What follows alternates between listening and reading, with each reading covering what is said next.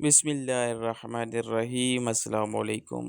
میں گنے کا جوس بیچنے والا غریب منت کاش تھا۔ جب میں مقابلے کا امتحان پاس کر کے اسسٹنٹ کمشنر بنا تو پہلے میں نے اپنی بوڑھی کلاس ٹیچر کو ڈھونڈا جس نے اپنا زیور بیچ کر اس کی فیس جمع کی تھی، لیکن جیسے ہی میں اس کے گھر پہنچا یہ دیکھ کر میرے قدموں کے نیچے سے زمین نکل گئی کہ اس عورت کے ڈھونڈتے ہوئے مجھے 2 گھنٹے گزر چکے تھے۔ میں بڑی مشکل سے اس محلے میں پہنچا تھا۔ چھوٹی چھوٹی گلیاں، چھوٹے چھوٹے گھر، صاف پتہ چلتا تھا کہ یہاں پر صرف غریب لوگ ہی رہتے ہیں، لیکن جو یہاں پر رہتی تھی میں اس کی قسمت بدلنے کے لیے آیا تھا، بس وہ مجھے مل جاتی۔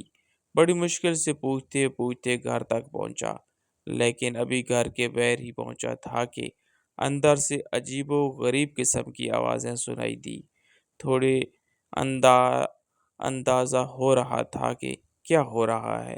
شاید مجھے اندر نہیں جانا چاہیے تھا، شاید یہ ان کا ذاتی معاملہ تھا، لیکن میں اندر داخل ہو گیا اور سامنے کا منظر دیکھ کر حیران رہ گیا، کیونکہ سامنے اور کچھ نہیں، میری قسمت کا دروازہ کھلا پڑا تھا، کیونکہ میرا ایک بڑھایا ہوا قدم مجھے میری قسمت کا بادشاہ بنانے والا تھا۔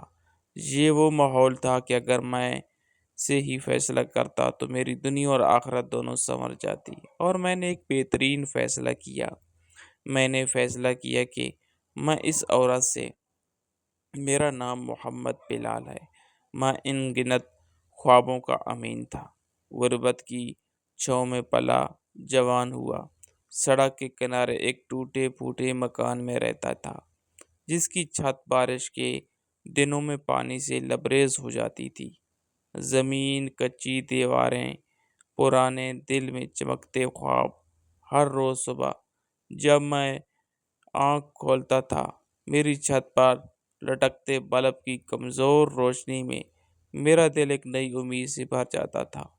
میرا ابا دنیا سے جا چکے تھے، ایک بوڑھی ماں، 2 چھوٹے بہن بھائی میرے سہارے تھے۔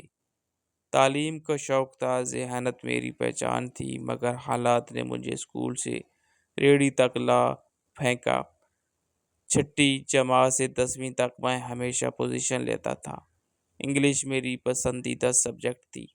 میں بڑے اعتماد سے بولتا تھا، میری آواز میں نرمی تھی، تلفظ درست، لہجہ صاف۔ میں جب بولتا تھا لوگ رک جاتے تھے، سنتے تھے، مسکراتے تھے، حیران ہوتے تھے۔ میرے گنے کے جوس کی ریڑھی پر زیادہ لوگ ذائقے کے نہیں، میری شخصیت کے مداح تھے۔ سفید کڑاکے دار کرتا، نیلا صاف پینٹ، صاف ستھرا چہرہ، تراشے ہوئے بال، سنہری دھوپ میں چمکتی سبز آنکھیں، گوری رنگت، ہونٹوں پہ ہلکی مسکراہٹ۔ ہر گزرنے والا 2 لمحے روک کر دیکھتا تھا۔ بچے ہنستے تھے، بڑے نظریں جما کر حیرت سے دیکھتے تھے، نوجوان رشک سے تکا کرتے تھے۔ اکثر لوگ سوال کرتے تھے، بھائی آپ جیسے پڑھے لکھے لڑکے یہاں کیا کر رہے ہیں؟ میں مسکرا دیتا تھا، جواب دینے کا حوصلہ نہیں ہوتا تھا، اندر سے ٹوٹ چکا تھا، خواب بکھر چکے تھے، امیدیں مدھم ہو چکی تھی، مگر ہاتھ خالی تھے، جیب خالی تھی۔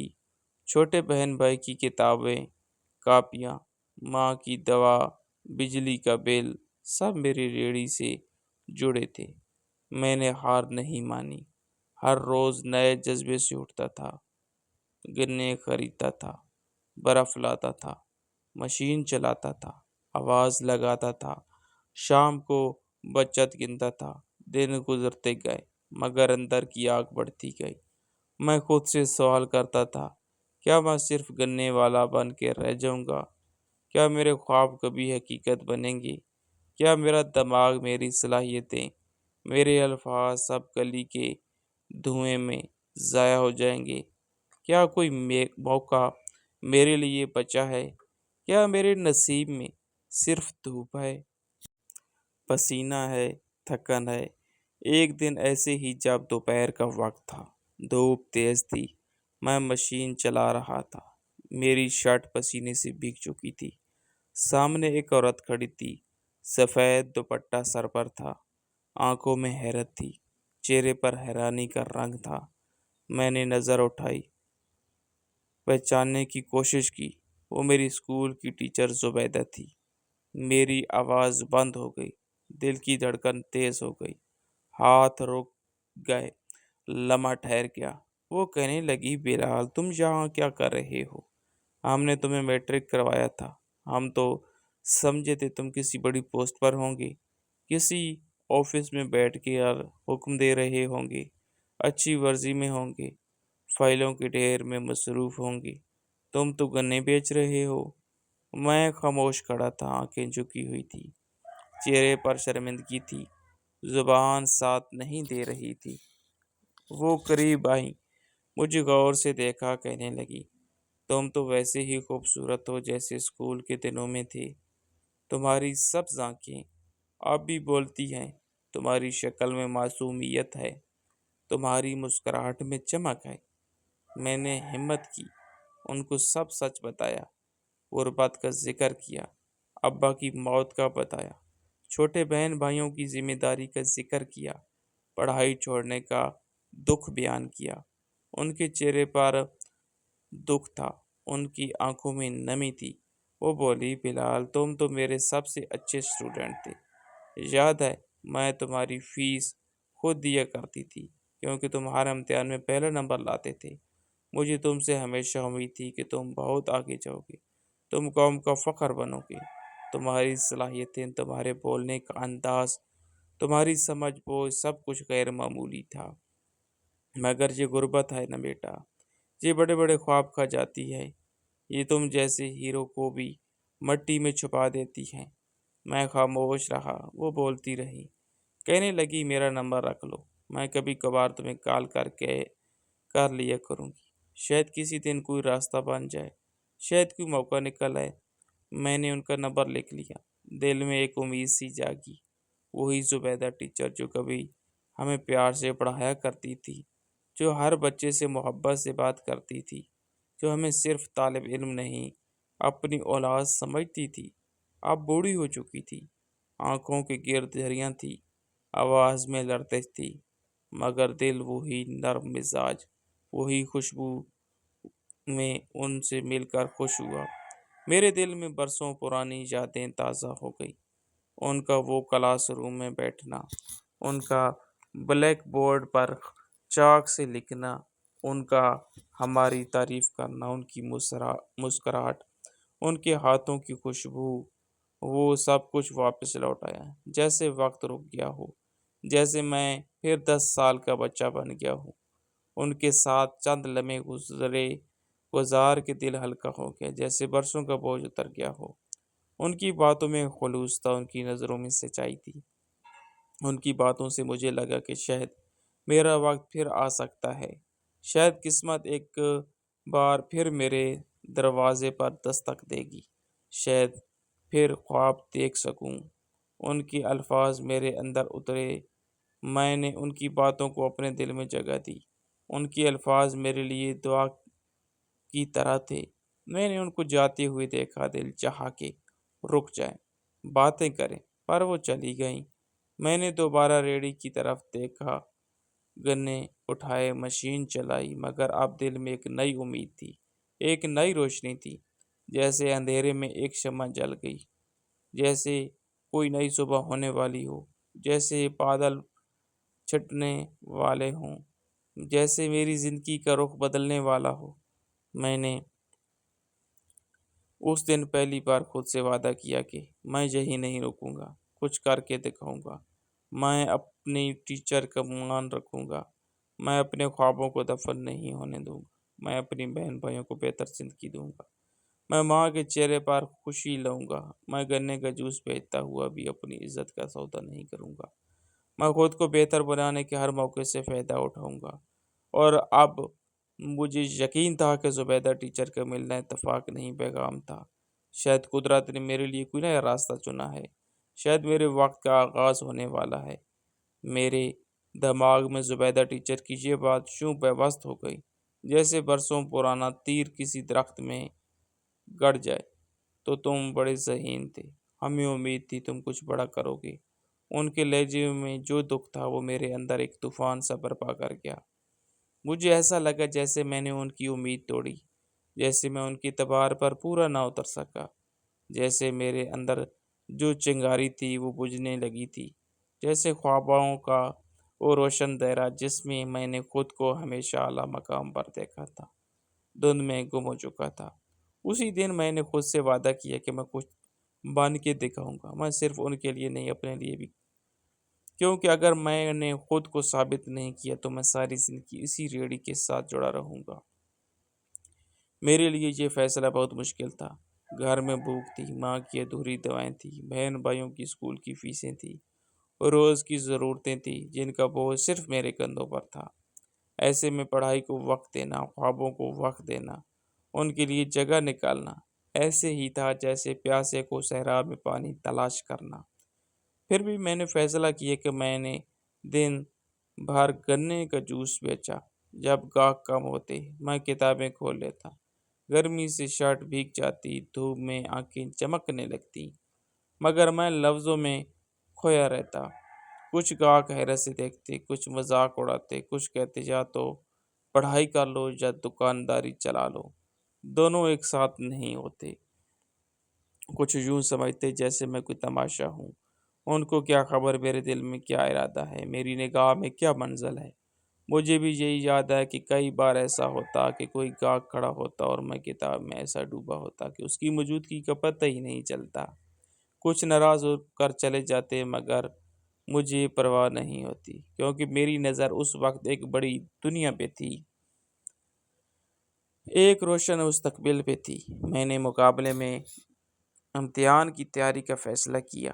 نہ کوئی کوچنگ تھی، نہ کوئی گائیڈ، بس پرانی کتابیں تھی یا یادداشت کا سہارا تھا، ماں کی دعائیں تھی اور اندر کا جنون تھا۔ جب کبھی تھک جاتا ماں کا چہرہ یاد آتا، جب کبھی ہار ماننے کو دل کرتا زبیدہ ٹیچر کی باتیں دل میں گونجنے لگتی۔ کئی دن بھوکا بھی رہا، کئی راتیں روشنی کے بغیر گزاری، مگر پڑھنا نہیں چھوڑا۔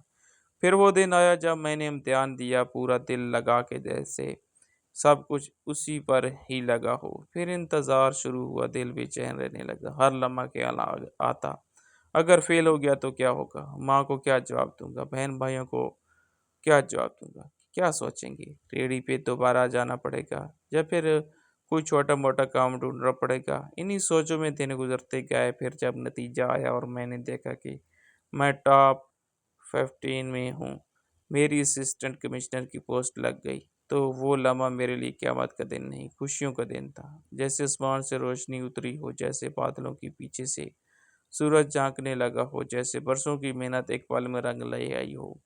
میری ماں کی آنکھوں میں خوشی کے آنسو تھے، بھائی بہن مجھے حیرت سے دیکھ رہے تھے، محلے والے آ کر مبارکباد دے رہے تھے، ریڑھی کے سامنے وہی گاہک جو کبھی شکایت کرتے تھے اب تعریفی نظروں سے دیکھ رہے تھے۔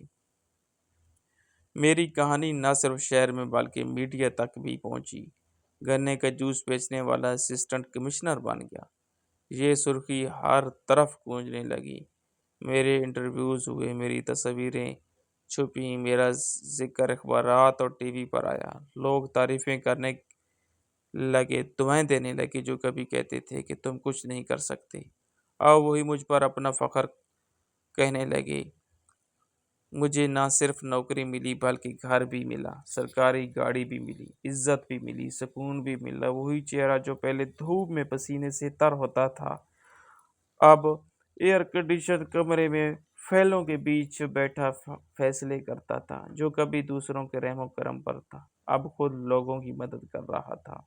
کچھ دن لگے خود کو سنوارنے میں، اپنے گھر والوں کو سرکاری گھر میں شفٹ کیا، سامان خریدا، ادھار اتارا، اماں کے لیے نئی دوائیں لایا، بہن بھائیوں کے لیے اچھی کتابیں لایا، زندگی کو نظم دیا۔ پھر ٹریننگ کا وقت آیا، نئے ماحول، نئے لوگ، نئے اصول، نئے ذمہ داریاں، ہر لمحہ کو سیکھا، ہر دن کچھ نیا جانا، اپنی حیثیت کو سمجھا، اپنی طاقت کو پہچانا۔ پھر جب باقاعدہ ڈیوٹی شروع ہوئی تو دل میں ایک ہی احساس تھا کہ اب میں وہ بلال نہیں رہا جو ریڑھی پہ گنے کا رس نکالتا تھا، اب میں وہ بلال ہوں جس نے خوابوں کو حقیقت میں بدلا، جس نے حالات کے سامنے ہار نہیں مانی، جس نے زبیدہ ٹیچر کی امیدوں کو توڑنے نہیں دیا، جس نے غربت کی زنجیروں کو توڑ کے اپنی تقدیر لکھی۔ میرے چہرے پر جو اعتماد پہلے بھی تھا، اب اس میں وقار بھی شامل ہو چکا تھا۔ میرے لباس میں جو صفائی پہلے بھی تھی، اب اس میں وقار کا اضافہ ہو چکا تھا۔ کچھ لوگ کہتے تھے کہ بڑے عہدوں پر ہمیشہ خوبصورت لوگ ہی ہوتے ہیں۔ ان کا کہنا تھا کہ خوبصورتی بھی ایک معیار ہے۔ میں نے ہنستے ہوئے کہا، اگر ایسا ہے تو میری خوبصورتی نے بھی میرا ساتھ دیا، مگر اصل بات یہ ہے کہ دل خوبصورت ہو تو چہرے پر بھی نرمی آ جاتی ہے۔ میری کامیابی میں میری محنت، میری دعا، میری ماں کا صبر، میری ٹیچر کا یقین سب شامل تھے۔ اب میں وہی بلال تھا، مگر میری زندگی بدل چکی تھی۔ میری سوچ، میرا رویہ، میری ذمہ داریاں، میرا دائرہ سب بدل چکا تھا۔ میری ماں نے جس دن کہا کہ تمہاری منگنی تمہاری کزن سے ہو چکی ہے اور جلد شادی کی تاریخ بھی رکھنی ہے، میرے دل میں کچھ عجیب سا ہونے لگا۔ بچپن سے اس لڑکی کو جانتا تھا، اس کی ماں کی وہ باتیں جو برسوں پہلے سنی تھی کانوں میں گونجنے لگی اس دن جب میری ماں ان کے گھر رشتہ لے کر گئی تھی۔ انہوں نے کہا تھا کہ غریب ہو لیکن شکل صورت کے اچھے ہو، اسی لیے تو اپنی بیٹی دے رہے ہیں۔ یہ جملہ تیر بن کر میرے سینے میں پیوست ہو گیا تھا۔ میں نے کچھ نہیں کہا تھا۔ ماں خاموش تھی، مگر اس کی آنکھوں میں وہ دکھ تھا جو صرف ایک ماں ہی محسوس کر سکتی ہے۔ ماں نے وقت کے ساتھ اس بات کو نظر انداز کر دیا تھا، لیکن میں کبھی نہیں بھولا تھا۔ میرے دل میں یہ بات کسی خراش کی طرح رہ گئی تھی۔ ماں نے کہا، بیٹا، اس وقت وہ جھوٹ نہیں بول رہی تھی، ہم واقعی غریب تھے۔ اب اگر امیر ہو گئے ہیں اور ہم یہ رشتہ توڑ دیں گے تو دنیا ہمیں برا کہے گی۔ رشتہ تو انکار نہیں کرتا، ہم کریں گے، ہماری عزت پر داغ لگے گا۔ ہم نے ماں کی بات مان لی۔ میں نے کہا، ٹھیک ہے، جو ہونا ہے ہو جائے، میں اسی سے شادی کروں گا۔ دل میں ایک خلا ضرور تھا، پر ماں کی خوشی میرے لیے سب کچھ تھی۔ انہی دنوں میرے ذہن میں ایک اور خیال آیا کہ میں اپنی پرانی استادہ زبیدہ ٹیچر سے ملوں، جو میری زندگی میں روشنی کی پہلی کرن تھی، جنہوں نے مجھے ہمیشہ سپورٹ کیا، مجھے اسکول میں رکھا، میری فیس اپنی جیب سے دی، مجھ پر یقین کیا، میری صلاحیتیں پر بھروسہ کیا۔ وہ میری زندگی کی واحد انسان تھی جنہوں نے کبھی میرے چہرے سے نہیں، میری آنکھوں سے میری ذہانت کو پہچانا۔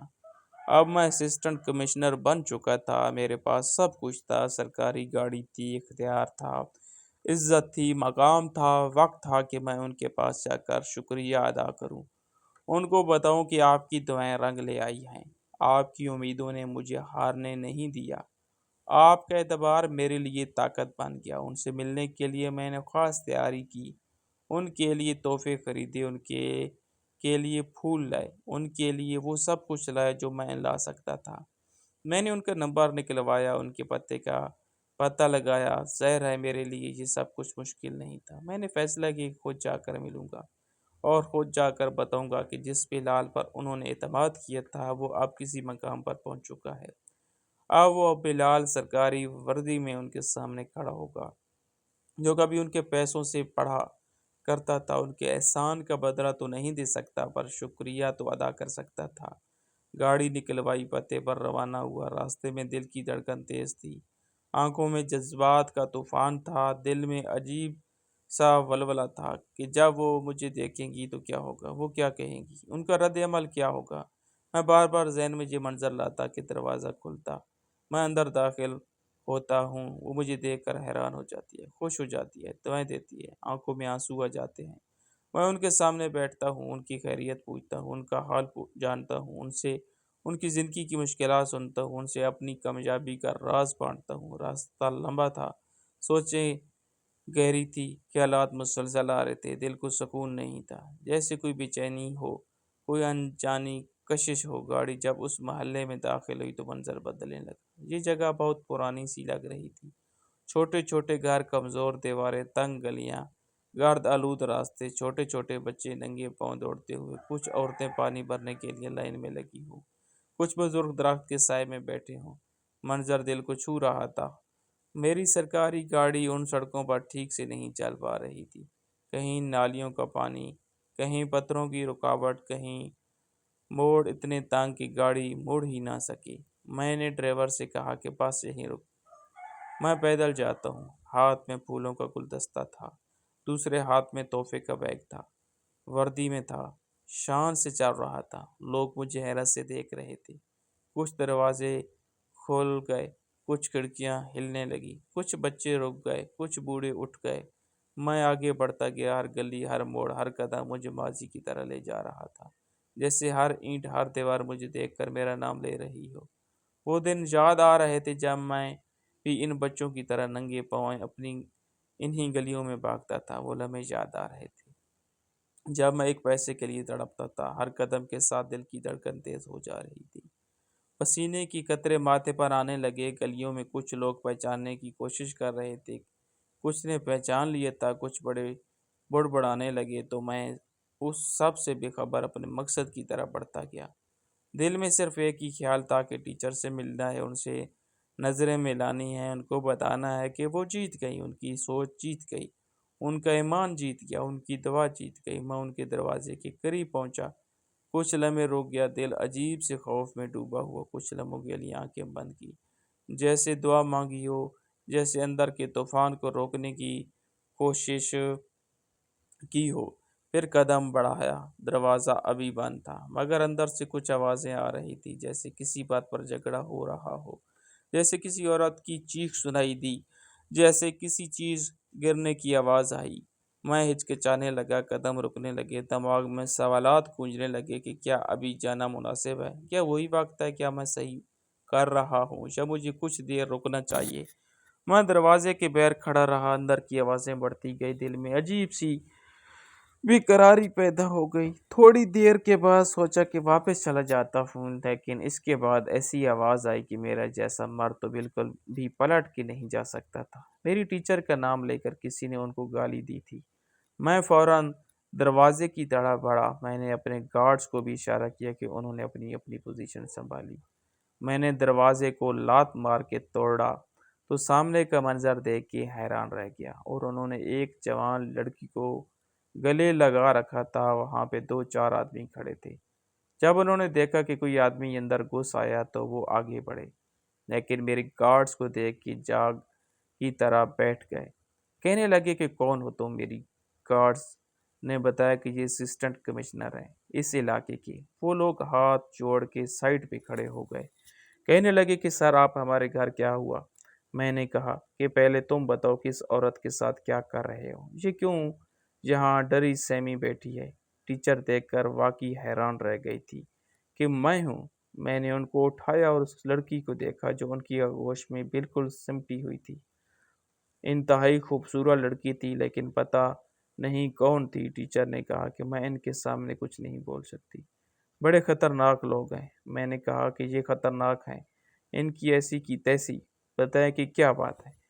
انہوں نے کہا کہ یہ میرے بھائی ہیں، میرے حصے پر قبضہ کرنا چاہتے ہیں۔ میں نے کہا کہ مجھے میرا حصہ دو، تو کہتے ہیں کہ حصہ نہیں دیں گے، اور بدلے میں میری بیٹی کا رشتہ مانگ رہے ہیں۔ لیکن میں اپنی بیٹی کا رشتہ ان کو نہیں دینا چاہتی، کیونکہ جس لڑکے کے لیے مانگ رہے ہیں وہ نشئی ہے اور اس کی دوسری شادی ہے۔ کہتے ہیں کہ اگر رشتہ نہیں دیا تو چلی جاؤ یہاں سے، مجھے اور میری بیٹی کو گھر سے نکال رہے ہیں۔ بیٹا ہمارا تو کوئی بھی نہیں ہے۔ جب میں نے یہ سب کچھ سنا تو میں نے ان کو گھور کے دیکھا، اور ان کے لیے اتنا ہی کافی تھا۔ میں نے وہیں کھڑے کھڑے پولیس کو بلایا اور کہا کہ ذرا ان کی خدمت کرو، ان کو ان کے سسرال لے جاؤ۔ سسرال سے میرا مطلب پولیس اسٹیشن تھا۔ وہ معافیاں مانگنے لگے، لیکن میں نے ان کو بغیر سزا دیے جانے نہیں دینا تھا۔ جو بیٹیوں اور بہنوں کا حق کھاتے ہیں اور عورتوں کو مجبور کرتے ہیں، وہ سزا کے ہی مستحق ہوتے ہیں۔ میں نے اپنے ٹیچر کا ہاتھ تھاما اور کہا کہ آپ میرے ساتھ چلیں۔ ان کو اپنی گاڑی میں بٹھایا اور اپنے بنگلے پہ لے آیا۔ واپس آ کر انہوں نے باقی کی تفصیل بھی بتائی کہ ان کا شوہر اس دنیا سے جا چکا ہے اور ان کا کوئی بھی نہیں ہے۔ ایک بیٹا تھا جسے باہر کے ملک بھیجا بڑی مشکل سے، لیکن اس نے پلٹ کر کوئی جواب نہ دیا، وہیں شادی کر لی۔ وہ تو پیسے بھی نہیں بیتا۔ میں نے اپنی ٹیچر سے کہا کہ آپ میرے لیے ماں کی جگہ ہیں، آپ نے میری فیس بھرنے کے لیے اپنے زیورات تک بیچ دیے تھے۔ میں یہ کیسے بھول سکتا ہوں، آج تک آپ اسی گھر میں رہیں گی۔ انہوں نے مجھے تشکر بھری نظروں سے دیکھا اور کہا کہ میں تو یہ سوچ کر حیران ہوں کہ تم اتنی جلد اس مقام تک کیسے پہنچ گئے۔ میں نے کہا کہ یہ سب آپ کی وجہ سے ہوا۔ میں نے آپ کے ہاتھ سے لکھنا سیکھا، میں نے آپ کی باتوں سے جینا سیکھا، میں نے آپ کی دعاؤں سے جیتنا سیکھا۔ آپ کی محبت نے مجھے وہ حوصلہ دیا جو میرے باپ کے بعد مجھے کہیں سے نہیں ملتا۔ آپ کی شفقت نے مجھے اس وقت تھاما جب میں گرنے والا تھا۔ آپ کی امید نے مجھے وقت پہ بچایا جب ہر در بند ہو چکا تھا۔ آپ کی خاموشی نے مجھے وہ سبق دیا جو کسی کتاب میں نہیں تھا۔ آپ کے آنسو نے مجھے وہ طاقت دی جو میرے پاؤں میں آگ لگ گئی۔ آپ کے خالی ہاتھوں کی مہک آج میرے گھر کو خوشبو دیتی ہے۔ آپ کی بیٹی آج میرے لیے ایک فرض ہے، ایک امانت ہے، ایک چراغ ہے جو اندھیری گلیوں میں روشنی بن سکتا ہے۔ آپ کی آنکھوں کی روشنی آج میرے لیے کسی تاج سے بڑھ کر ہے۔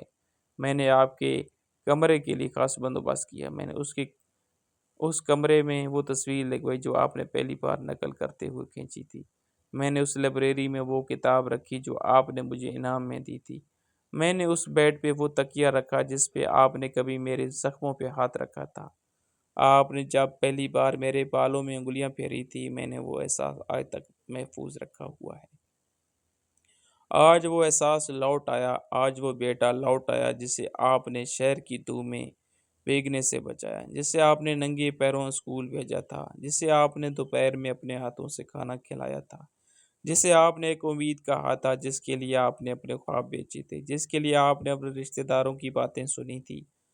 آج وہ بیٹا آپ کے سامنے کھڑا ہے، وہی سر جھکا ہے، وہی آواز دھیمی، وہی دل شکر گزار، وہی آنکھیں بھیگی ہوئی، جذبات تازہ، وہی محبت مکمل، وہی رشتہ غیر مشروط، وہی وفا غیر مصلحت، وہی وعدے۔ بے شک آج کا دن میرا نہیں، آج کا دن آپ کا ہے، آج کے فیصلے آپ کے ہیں، آج کی زندگی آپ کی ہے، آج کی جیت آپ کی ہے، آج کی روشنی آپ کی ہے، آج کا وقت آپ کا ہے، آج کی کہانی آپ کی ہے۔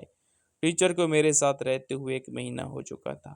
وہ رات میرے لیے دعائیں کرتی تھی، میری کامیابی پر فخر کرتی تھی، میرے بنگلے کے ہر کونے میں ان کی دعاؤں کی گونج سنائی دیتی۔ وہ مجھے دیکھ کر مسکراتی تھی، ان کی آنکھوں میں وہ سکون ہوتا جو برسوں کی اذیت کے بعد ملتا۔ میں نے ان کے چہرے پر اطمینان دیکھا اور ایک فیصلہ کر بیٹھا جو میری زندگی بدلنے والا تھا۔ میں نے اپنی ماں کے سامنے بیٹھ کر جو یہ فیصلہ سنایا تو ان کی آنکھیں حیرت کی لہر دوڑ گئی۔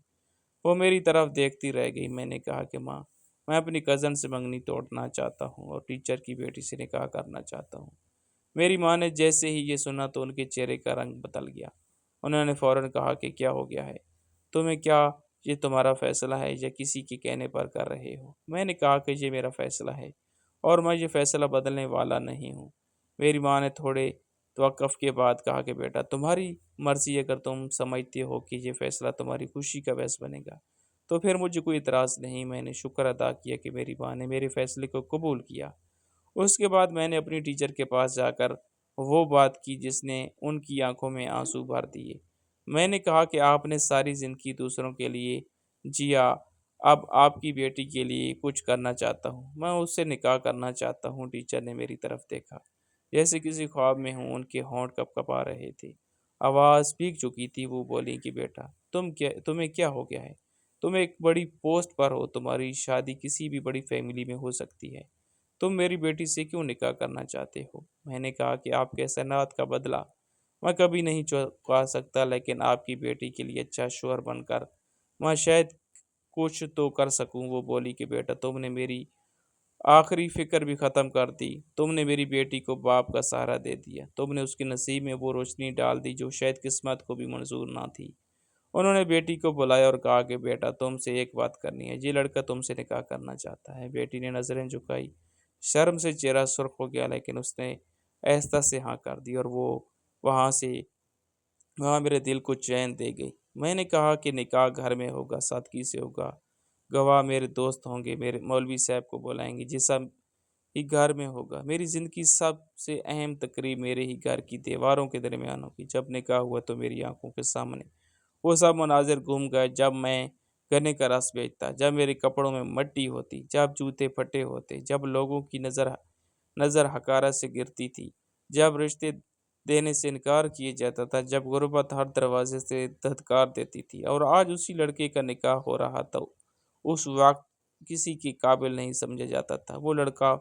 وہ لڑکی میرے نکاح میں آئی جو ایک معزز استاد کی بیٹی تھی، جس کی تربیت میں مہک تھی، جس کے کردار میں روشنی تھی، شرم و حیا کا پیکر تھی، جو ماں کے قدموں میں پلی تھی، جو خاموشی سے میرے ساتھ آ کر بیٹھی تھی، جیسے اسے یقین ہو کہ وہ محفوظ ہاتھوں میں ہے۔ میری گواہی وہ لوگ تھے جنہوں نے کبھی مذاق اڑایا تھا، میرے مہمان وہی لوگ تھے جنہوں نے کبھی میرے گھر کا دروازہ نہیں کھٹکھٹایا تھا۔ میری ماں وہی ماں تھی جو آج بھی میرے لیے دعائیں کے چراغ تھی۔ میری ٹیچر وہی ٹیچر تھی جو آج اپنے خوابوں کی حقیقت بننے دیکھ رہی تھی۔ میری بیوی وہی بیٹی تھی جو ماں کے لیے آنکھوں کا نور تھی۔ نکاح کے بعد میرے گھر کی زینت بن گئی، وہ میرے لیے سکون بن گئی، میری زندگی کی رونق بن گئی۔ اس کی وجود سے میرے کمرے میں خوشبو آنے لگی، اس کی موجودگی سے میرے دل کو چین ملنے لگا، اس کی باتوں سے میرے دل کے تھکن اترنے لگی، اس کے انداز سے میرے دل میں محبت پروان چڑھنے لگی۔ وہ نہ صرف میری بیوی تھی، وہ میری ساتھی تھی، وہ میری رازدار تھی، میری عبادت تھی، وہ میرا فخر تھی۔ میرا جب کام سے واپس آتا، دروازے پر اس کی مسکراہٹ میرا استقبال کرتی۔ میں جب تھکا ہوتا، اس کی باتوں میں سکون ملتا۔ میں جب خاموش ہوتا، وہ خاموشی کی محبت سے بھر دیتی۔ جب الجھن میں ہوتا تو وہ دعاؤں کا حصار بن جاتی۔ وہ واقعی ایک استاد کی بیٹی تھی، جس کی تربیت میں عظمت تھی، جس کے انداز میں وقار تھا، جس کی باتوں میں حیا تھی، جس کے جذبوں میں اخلاص تھا، جس کے دل میں محبت تھی، جس کے لہجے میں مٹھاس تھی، جس کے ہاتھوں میں برکت تھی، جس کے آنے سے میری زندگی خوشیوں سے بھر گئی۔ ہم اکثر چھت پر بیٹھ کر پرانی باتیں یاد کرتے، بچپن کے قصے دہراتے، اس کی ماں کی محنتوں کو سلام کرتے۔ وہ ماں جو ایک زمانے میں گمنام تھی، آج اس کا نام میرے بنگلے کے ہر کمرے میں عزت کے ساتھ لیا جاتا تھا۔ میں جب بھی ان کی طرف دیکھتا تو دل سے ایک دعا نکلتی، یا اللہ ہر کسی کو ایسی ماں، ایسی استاد، ایسی محسنہ عطا فرما، جو بنا کسی سے لے کے محنت کرے، جو بغیر کسی لالچ کے بھلا کرے، جو اپنے سب کچھ دے کر بھی شکایت نہ کرے، جو بیٹے کے بجائے انسان بنائے، جو شاگرد کو دینا دنیا کے سب سے اونچے مقام پر پہنچائے لیکن خود پیچھے رہ جائے۔ یہ استاد ہی ہوتے ہیں جو عام سے انسانوں کو بڑے بڑے مقامات پر پہنچا دیتے ہیں، لیکن خود بیچارے وہیں کھڑے رہ جاتے ہیں۔ ہمیں اپنے استادوں کو کبھی نہیں بھولنا چاہیے۔ ہم میں سے کتنے ایسے لوگ ہیں جو کامیاب ہونے کے بعد پلٹ کر اپنے استادوں سے شکریہ بولنے کے لیے جاتے ہیں؟ شاید بہت ہی کم لوگ، لیکن جاننا چاہیے، کیونکہ یہ وہی لوگ ہیں جو ہماری تربیت کرتے ہیں، ہمیں کچھ بناتے ہیں۔ یہ وہ درخت ہیں جو ہمیں تو کچھ بنا دیتے ہیں لیکن خود ہمیشہ دھوپ میں ہی جلتے رہتے ہیں۔ ہماری آج کی یہ کہانی آپ کو کیسی لگی؟ کمنٹ باکس میں ضرور اپنی رائے کا اظہار کریں، اور ہمارے چینل کو سبسکرائب کریں۔ شکریہ، اللہ حافظ۔